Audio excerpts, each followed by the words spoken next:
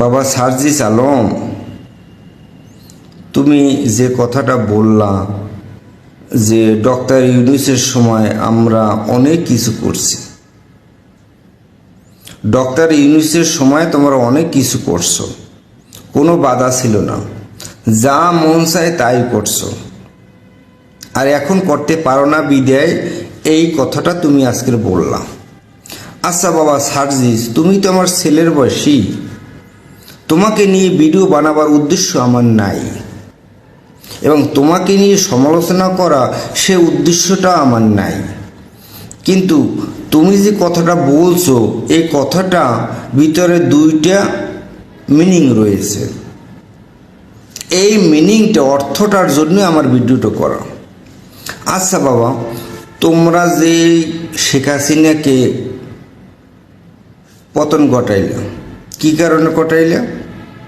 পতন ঘটাইলে যে শেখ হাসিনার যে রাষ্ট্রীয় কার্যকলাপ, শাসন ব্যবস্থা, আইনের শাসন, সামাজিক শাসন, বিচার ব্যবস্থা, তোমার এটা সে একটু অনৈতিক কাজ করছে, সে জুলুম করছে, অত্যাচার করছে, নির্যাতন করছে, মানুষকে হয়রানি করছে, মানুষকে গুম করছে, নিহত করছে, তাই তো?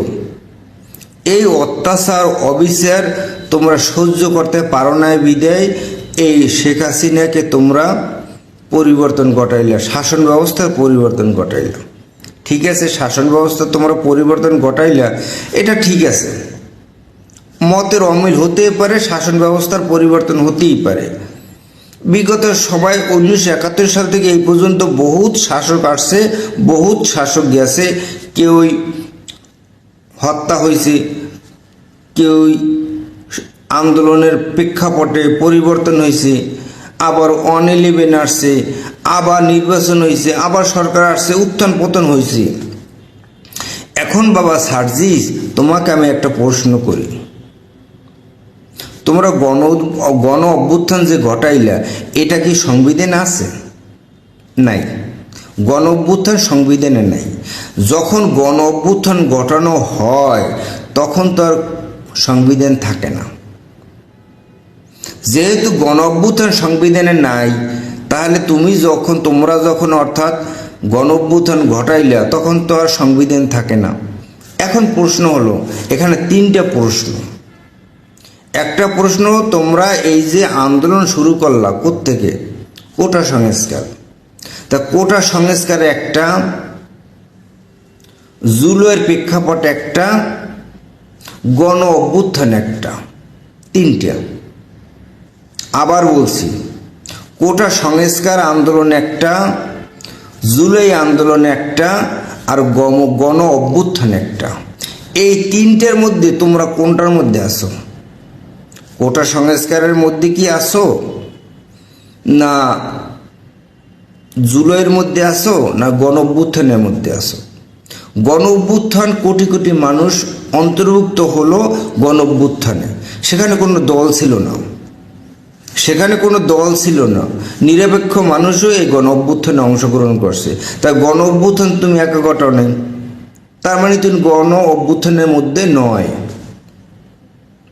তুমি জুলাইয়ের মধ্যে আছো।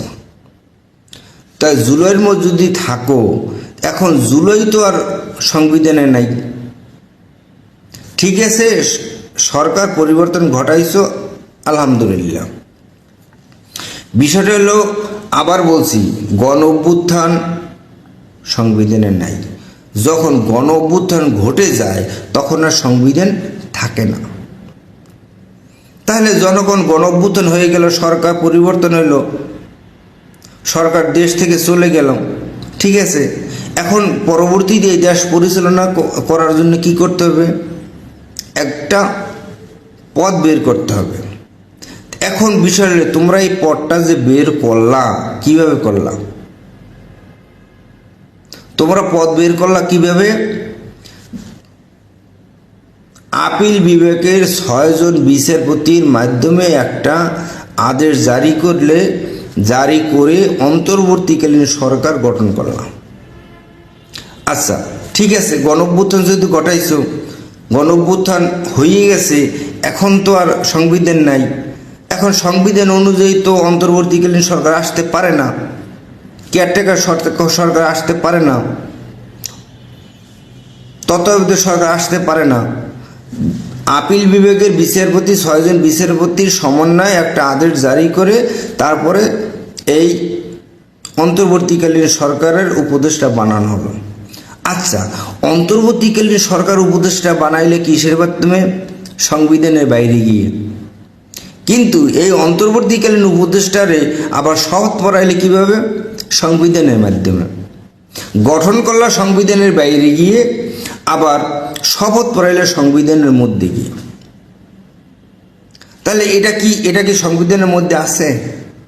এটা কি যুক্তিসঙ্গত? এটা কি আইনসঙ্গত? তাহলে তোমরা এই সংবিধান আবার কি করলাম? গ্রহণ করলাম। আচ্ছা, সংবিধান গ্রহণ যেহেতু করলা তোমরা, তাহলে তোমরা পরবর্তীতে যে কাজগুলি করলা এটা কি সংবিধান অনুযায়ী করছো? করো নাই।